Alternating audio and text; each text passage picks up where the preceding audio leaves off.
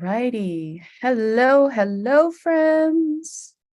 Welcome to this week's episode of the Mamahood After Trauma podcast. I am your host, Emily Cleghorn. On this podcast, we are speaking directly to mamas who are navigating childhood trauma while also walking through mamahood. Together, we will empower each other to connect with who we were created to be versus who we were told to be in our trauma. Thank you so much for including me as part of your journey. I'm so happy you've decided to join us. Today, I have the privilege of speaking with Whitney. Welcome, Whitney. Thank you. So let's get started. Why don't you tell our audience how you got into this space? Okay. So I'm Whitney Christgau. I am a certified trauma recovery coach. I have been married for 12 years. My husband, Jim, and I have 3 daughters. And this year we took on an exchange student, which has been so much fun. I come from a background of my parents divorced early in my childhood, and my dad raised me for the most part. And being a single parent, we were exposed to a lot of neglect, relationally, emotionally, mentally. So trying to navigate life without a lot of guidance was challenging. And that carried over into my adulthood. I went through lots of unhealthy relationships in my adolescence. And when I got married, I just kind of assumed I was okay. I bought into that lie of like, oh, you get married, it's the happily ever after. After you get married, you start having babies, and it's just so easy. Mm-hmm. And unfortunately, it was not easy, and it was a huge reality check for me. So we got pregnant pretty quick in life, and it created a lot of conflict because I became a very overprotective parent, and I'm like, you're not doing that right. And so then he was like, well, if you're just going to criticize me every time I do something, I'm just not going to do it. And then I became very bitter and resentful of like, why aren't you helping me? And so ultimately we were able to fix that, and communication became really big for us.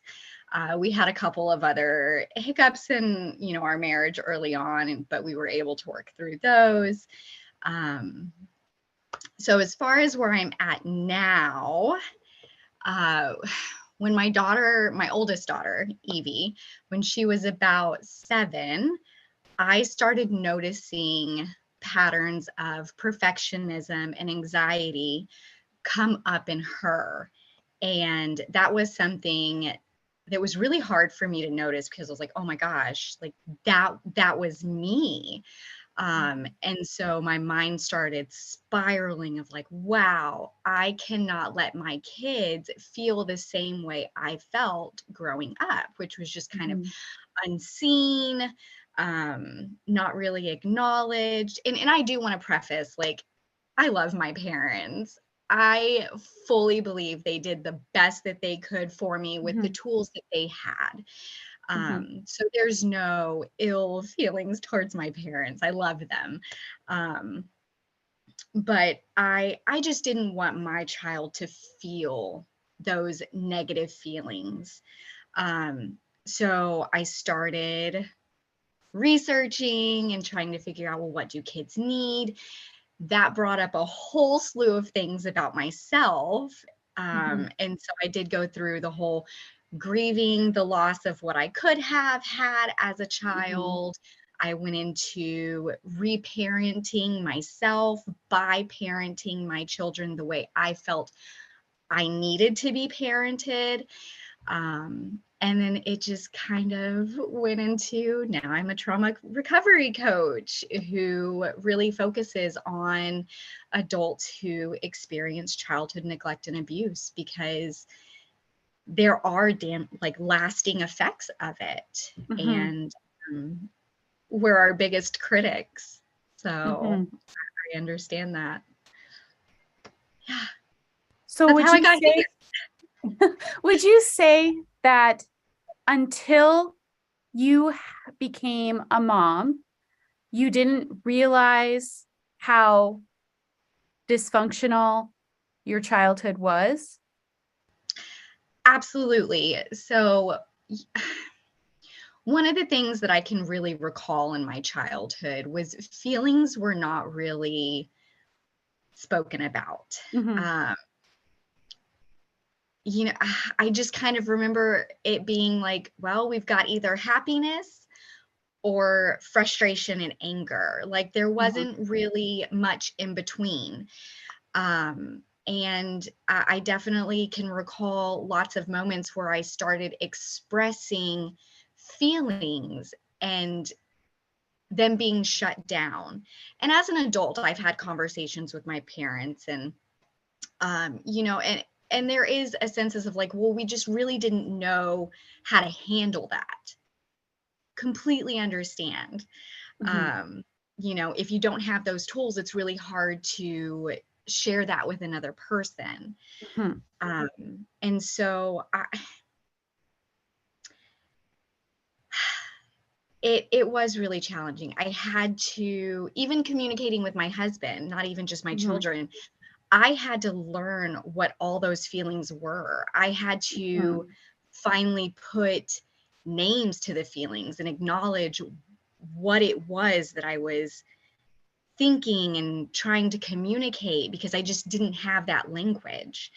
Mhm. And it wasn't until I became a mom and really had to look at this human being like, wow, I am responsible for you. That's Mhm. terrifying.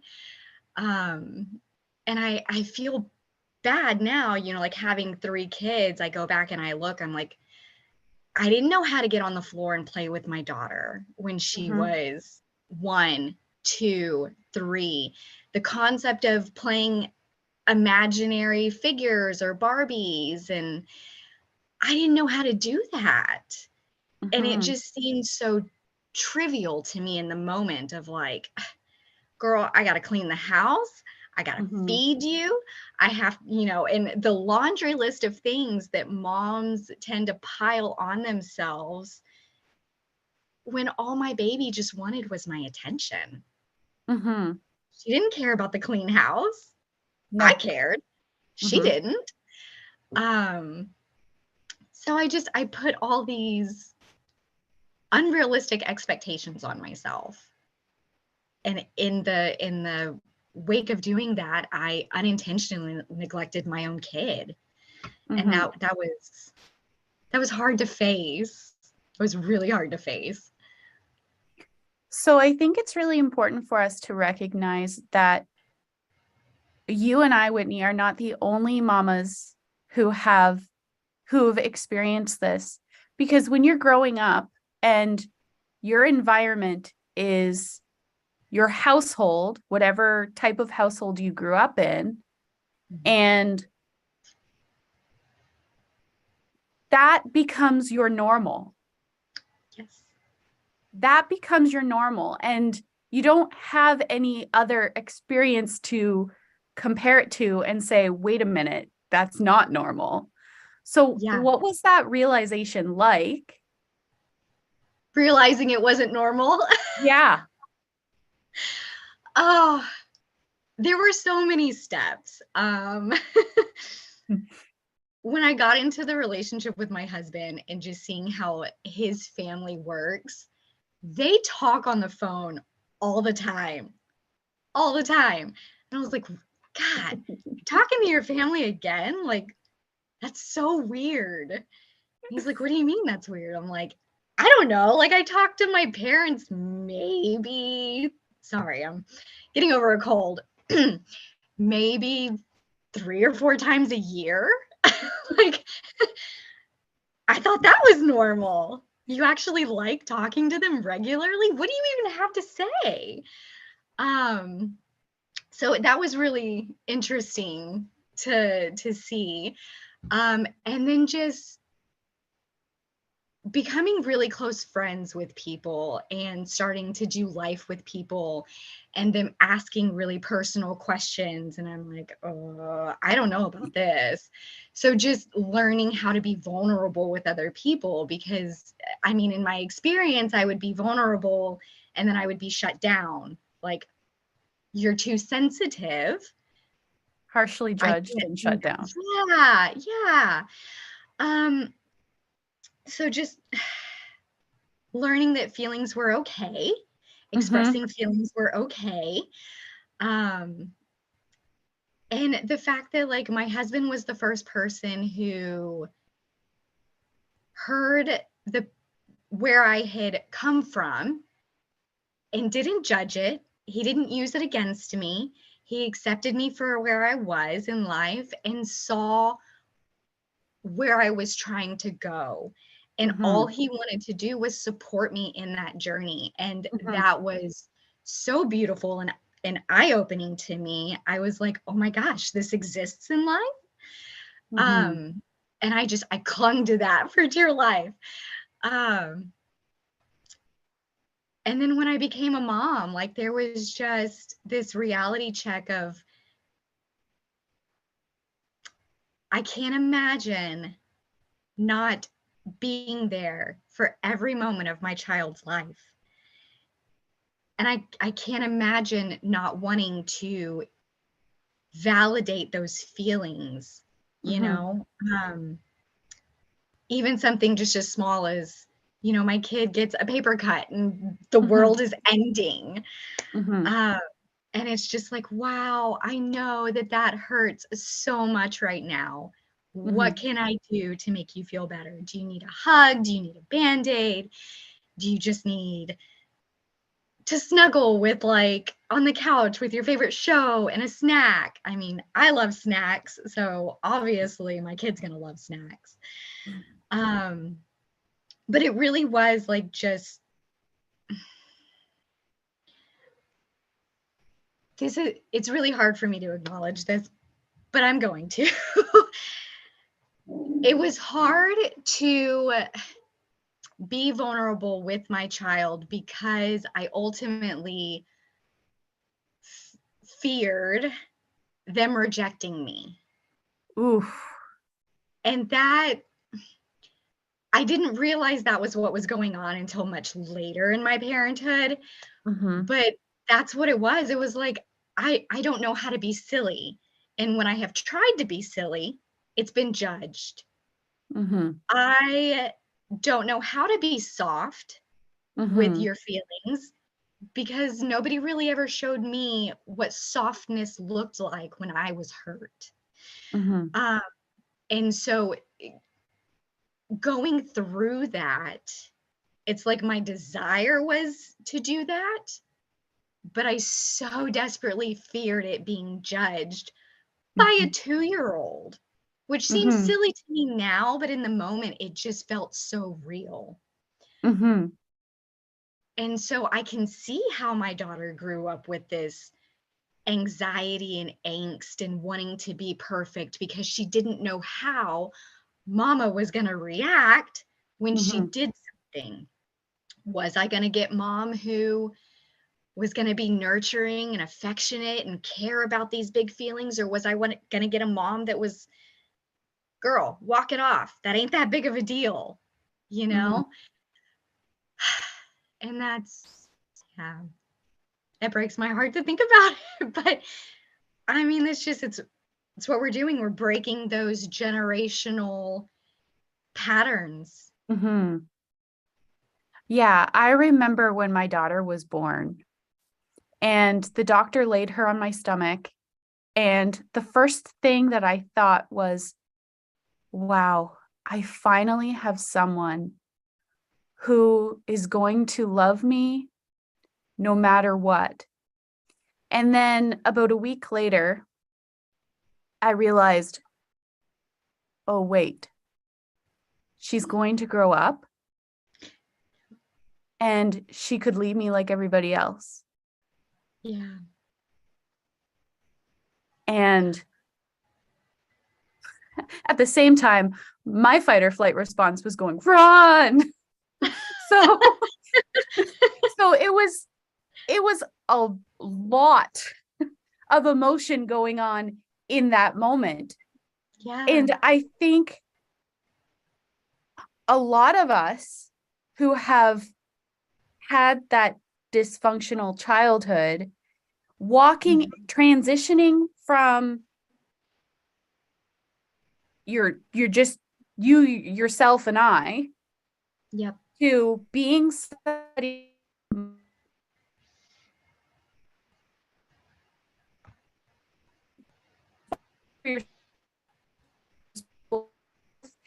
and someone else is another. Mm-hmm. What were the first steps that you took to begin to break the cycle?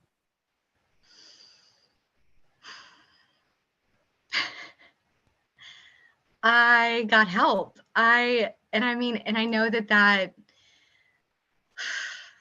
can sound a little,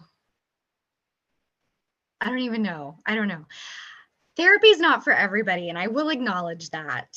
Um, but talking to somebody where you feel safe to just Mhm. pour out your heart and your fears and things you're going through, like, it's so important. If you don't hire somebody to do it, just find a trusted person, whether it's your best friend or your spouse, um, and just really talk about the fears that you're going through. Um, so in 2019, I just, it was like I woke up one day and I was like, I've got the house, the husband, the kids, like I'm stable. I should be happy. Like, why am I not happy? And I hated it because, like, I loved my family, but I was just miserable inside. And I judged myself because of that. Mhm. Um, so I finally broke the negative stigma that I grew up with, where therapy is just, I grew up with this ideology that, if you're a Christian and if you just trust in God and you pray, like, that should be enough. Um, and so I finally broke down and I was like, you know what? I need help. Like, I'm going to church, I'm involved in church. I'm still not happy. There's got to be more. Um, so I walk into my therapist's office, and first time meeting her, she's just like, and what brings you in? And I just broke and I started bawling, and I'm just like, I can't control this. I cry at everything. I don't know what's wrong. I should be happy and I'm not. Fix it. And she's like, okay. Um, let's talk. So we start going through, like, my relationships and then my past. And she started just giving me books. I love books. And so the first book I read was The Body Keeps the Score. And that is a very heavy book. If you haven't read it, highly recommend it, but it's Mhm. heavy. Um, and I cried through that whole darn book. I was like, what? But just realizing that in those moments of trauma, like, your brain gets rewired, Mhm. and your brain has to figure out, okay, well, this is an unsafe environment. This is an unsafe moment. How can we protect ourselves for the future? And because like I've been clinically diagnosed with complex PTSD, which is growing up in an unstable environment Mm-hmm. where your life is just extremely unpredictable. Mm-hmm. And so realizing that I had complex PTSD, I had to start researching that.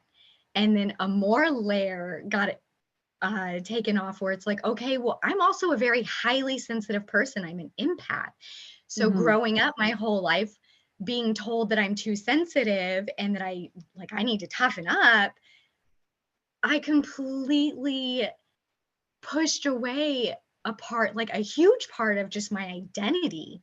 Mm-hmm. Um, so learning about who I was Mm-hmm. versus who I was told to be, Mm-hmm.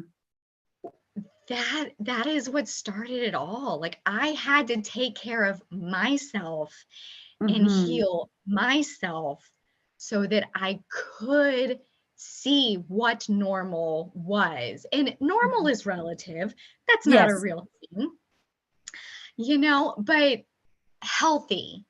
Yes. Um, I have you read any of Brene Brown's books? Not yet. That's on my Okay, list. I love her, and she is like the guru of shame. And shame is so toxic to our Mm-hmm. souls. And that's what I was battling a lot is like I felt so much shame for just being me and wanting to express myself Mm-hmm. that I just dialed it back to what I felt was a comfortable amount for the people around me. Um, so one of my favorite books from her is The Gifts of Imperfection. Mm-hmm. Highly recommend it. And I just learned to love me for me. I am Mm-hmm. quirky. I love sarcasm. Um, I love vulnerability.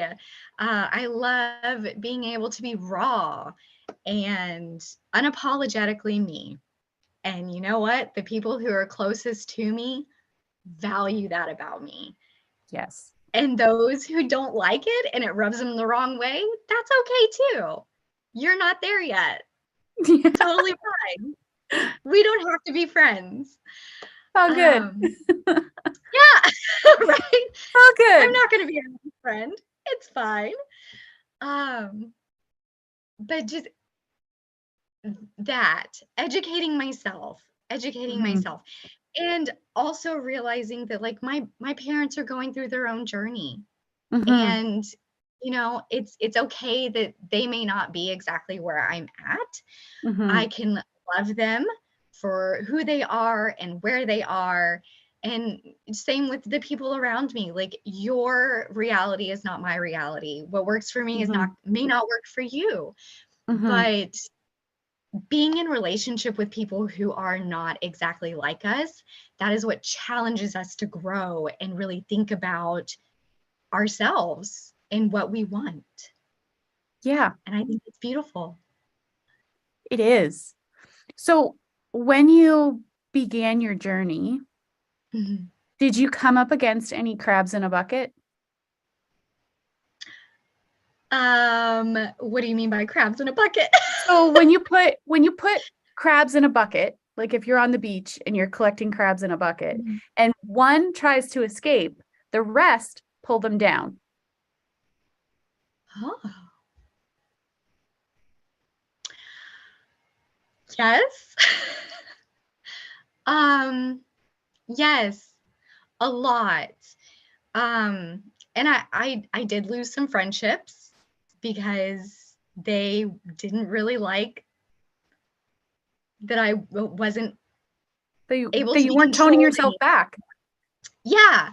Yeah. And so it became uncomfortable for some people. And I just kind of had to accept that that's okay. Mm-hmm. Um, I am currently working through my relationship with my dad. And that is a big one for me right now. Mm-hmm. Um, I don't think that he is really ready to acknowledge who I am right now, and that's okay. Mm-hmm. Um, I am patiently waiting, and that's all I can do.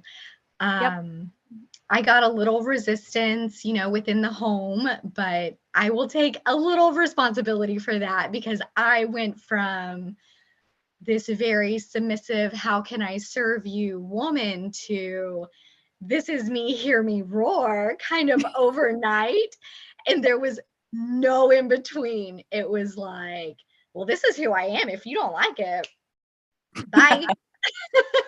And so I had to tone that down, and be like, okay, well, we are married. This is a relationship. Let's work together. But props to my husband for really sticking it out. There was like a 6-month period where I was like, I don't care what you say. I'm doing this.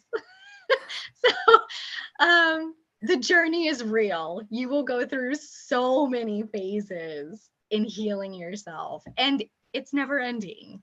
You think you've tackled one, another pops up. It's like, oh crap, Mm.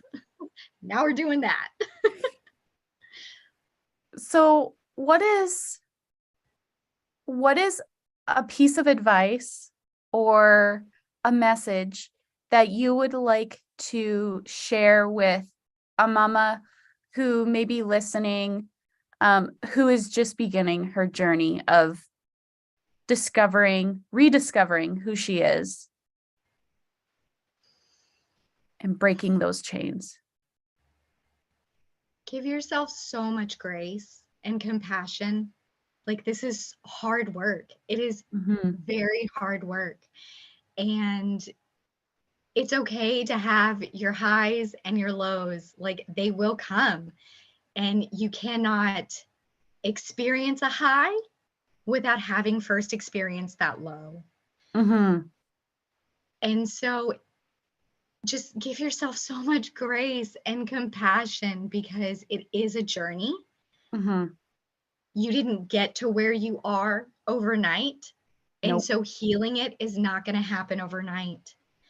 Um, don't be scared to apologize. That is the biggest and best thing that I learned with my children is when we have a rupture in our relationship, the repair matters so much more than the rupture. Mm-hmm. So when I snap at my kids or I'm having a bad day, I can take that step back and realize, okay, they didn't deserve to be spoken to like that. Yes, I'm the adult. I need to take ownership of that. And I just go and I fix it. I apologize. Hey guys, I'm really sorry. Mom snapped at you. You didn't deserve to be talked to like that. I really wish I would have handled it this way. Mm-hmm. Please forgive me. And they're so gracious. Like, they love me. And I know they Mm-hmm. love me. And they always forgive me. Like, they have such tender hearts. And a lot of the times I will ask, like, okay, well, you didn't like how I spoke to you there. I do need to be able to talk to you sometimes and saying, okay, well, this is not okay behavior. I need to be able to correct you. If you're not happy with the way I'm correcting you, can you give me another way where I can Mm-hmm. approach you in a way that feels loving, but also I can get my point across? Mm-hmm. So, I mean, just communication. I know I Mm-hmm. like to be spoken to a certain way, and they're Mm-hmm. human beings too.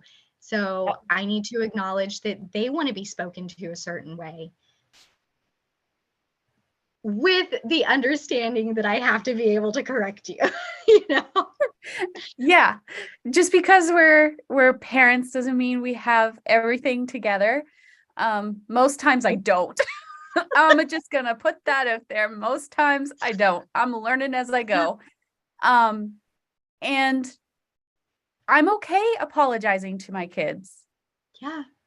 I I would rather have them understand what an apology should look like, Yes. and have that mutual respect being built from the time that they're wee little, so that when they're adults, we can communicate in an effective and healthy way. Yeah. And they can communicate with other people in an effective, healthy way because they learned it at home. Yes.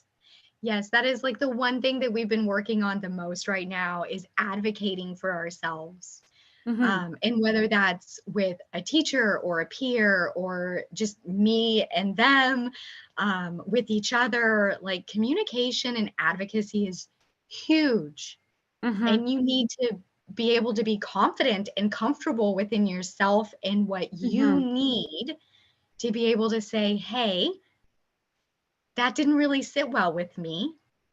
Can we try it this way next time? Yes. You don't have to raise your voice. You don't have to get frustrated and angry. You can have those emotions. All of those emotions are healthy and normal. But how we use our words impact everything.